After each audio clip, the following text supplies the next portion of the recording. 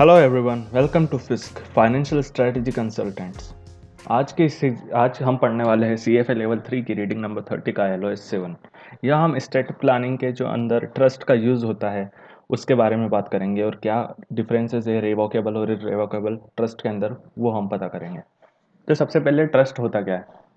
तो आप सभी को पता है ट्रस्ट के अंदर एक सेटलर या ग्रांटर होता है जो अपने एसेट्स एक ट्रस्ट के नाम पे कर देता है, और वो जो ट्रस्ट होता है उसे जो चलाते हैं कंट्रोल करते हैं उनको ट्रस्टी कहा जाता है। ये एक पर्सन भी हो सकता है, एक से ज़्यादा भी हो सकते हैं, ठीक है। तो ये क्या करते हैं, अपने एसेट्स को मैनेज करते हैं उस ट्रस्ट के अंदर, और फिर उसे जो भी बेनिफिशियरी है उनको ट्रांसफ़र करते हैं। ये बेनिफिशियरीज भी एक से ज़्यादा हो सकते हैं। अगर एक पर्सन के लिए आपने ट्रस्ट बनाया है, फॉर एग्जांपल आपका बच्चा है, उसको वो अभी काफ़ी यंग है, उसको आपको बाद में फ्यूचर में पैसे देने, तो कुछ लोग जिनकी इमेच्योर डेथ हो जाती है वो इस तरह की विल बना लेते हैं कि उनका पैसा ट्रस्ट में जाएगा, और ट्रस्ट के थ्रू वो जब वो बंदा सही एज का हो जाएगा उनका बच्चा, तब उसको चला जाएगा।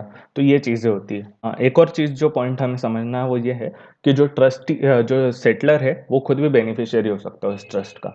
तो उसे कुछ टैक्स एडवांटेज चाहिए था, इसके लिए वो ट्रस्ट में पैसा डाल दिया, बट उसको at the end of the day उससे पैसा निकालना ही है। या दूसरी चीज़ होती है क्लासिफिकेशन ऑफ ट्रस्ट। जो क्लासिफिकेशन के अंदर दो टाइप के मेन ट्रस्ट होते हैं। एक तो रिवोकेबल ट्रस्ट होता है, दूसरा होता है इरेवोकेबल ट्रस्ट। तो जो रिवोकेबल ट्रस्ट होता है उसके अंदर क्या होता है कि जो सेटलर है जिसने ट्रस्ट बनाया उसके पास सारी राइट्स होती है कि वो कभी भी चाहे अपने ट्रस्ट को बंद कर सकता है, रिवोक कर सकता है। अब ऐसे सिचुएशन में क्या होता है कि उसको ओनर माना जाता है ट्रस्ट का, जिसने ट्रस्ट बनाया है सेटलर, और फिर उसकी वजह से वो सारी जोरिस्डिक्शन या ज़्यादातर जोरिस्डिक्शन क्या करती है, उसको ओनर समझ के उस पर टैक्स लगाती है ट्रस्ट की सारी अर्निंग का। जो सारी अर्निंग का टैक्स सेटलर को देना होता है। और उसके अलावा एक और चीज़ है कि उसके पास रिवोकेशन पावर है, इसका मतलब वो इसका ओनर है। इसलिए जब भी किसी क्रेडिटर को पैसा चाहिए होता है तो वो ट्रस्ट तक पहुंच सकता है, कि वहाँ पे भी उसको ट्रस्ट से भी पैसा ले ले किसी बंदे की क्रेडिट्स के ऊपर। जबकि इरेवोकेबल ट्रस्ट में क्या होता है कि जो जिसने सेटल किया है ट्रस्ट, जो ग्रांटर है ट्रस्ट का, वो कोई राइट नहीं रखता है उस ट्रस्ट को बंद करने के। तो सारी जो ओनरशिप है वो एक तरह से ट्रस्टी को चली जाती है, उस ट्रस्ट के पास रहती है। तो उसके अंदर क्या होता है, एक तो ट्रस्टी रिस्पॉन्सिबल हो जाता है टैक्स पे करने के लिए, तो जो सेटलर है उसको टैक्स देने की कोई ज़रूरत नहीं है, ठीक है। तो अब यहाँ पे एक एडवांटेज ये भी कि मान लीजिए अगर सेटलर के पास बहुत ज़्यादा पैसा है तो उसके ऊपर उस रेट्स पे टैक्सेस लगते हैं ट्रस्ट के अंदर।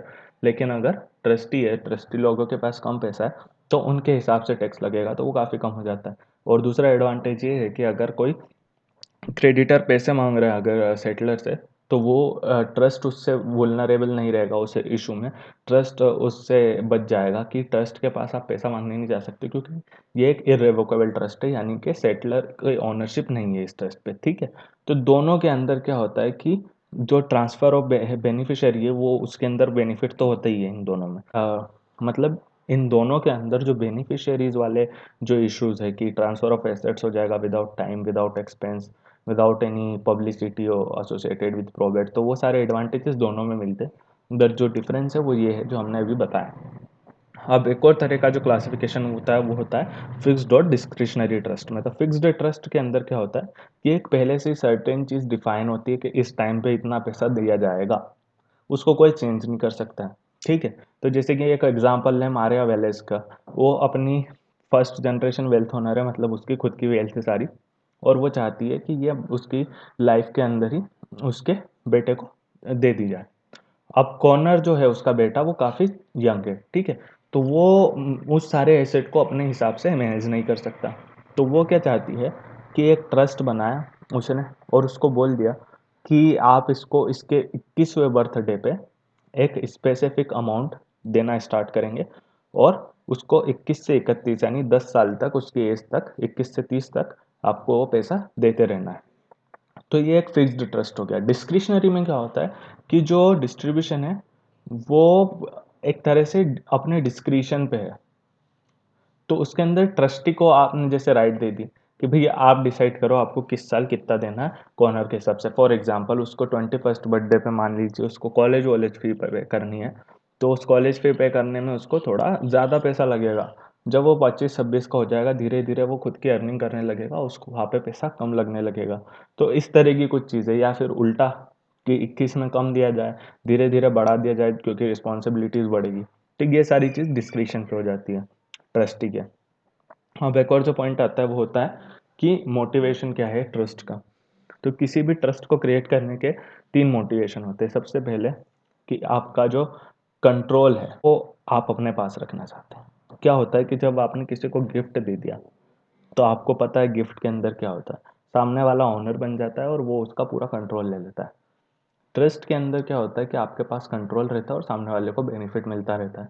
तो उससे क्या होता है कि आपको अगर डाउट है, जैसे आपको पता है कि आपका कोई पर्सन है जिसको आपको बेनिफिट देना है, आपकी फैमिली में है या और कोई है, बट आपको उस पर डाउट है कि ये बंदा ज़्यादा समझदार नहीं है, ये इसका गलत यूज़ कर सकता है, जो भी आप अगर उसको एसेट ट्रांसफ़र करेंगे।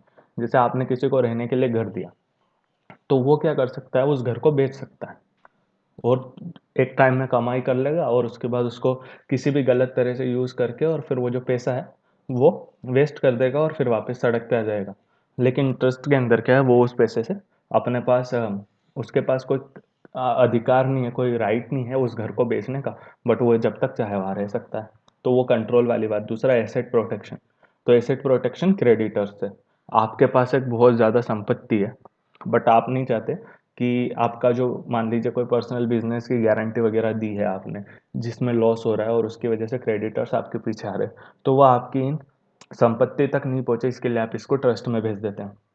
और तीसरा जो चीज़ है नॉर्मल, वो है टैक्स रिडक्शन, जो हमने पहले भी बताया कि इररिवोकेबल ट्रस्ट अगर अगर आप बनाएंगे तो हाँ ट्रस्टी पे करेगा टैक्सेस, और ट्रस्टी पे करेगा तो वो जनरली कम होता है सेटलर के मुकाबले, because income generated by trust जो होती है वो लोअर रेट पे आप टैक्स कराई जाती है। ठीक है, तो ये सारी चीज़ें थी ट्रस्ट के अंदर जो हमें पढ़ना थी। इस वीडियो में इतना ही था फ्रेंड्स। आपको ये वीडियो कैसा लगा प्लीज़ कमेंट और लाइक करके हमें बताएं, और हमें ये भी बताएं कि इसके अंदर आप और क्या देखना चाहते हैं। प्लीज़ इस वीडियो को ज़्यादा से ज़्यादा लोगों तक शेयर करें और इस चैनल को सब्सक्राइब करें। Thank you very much.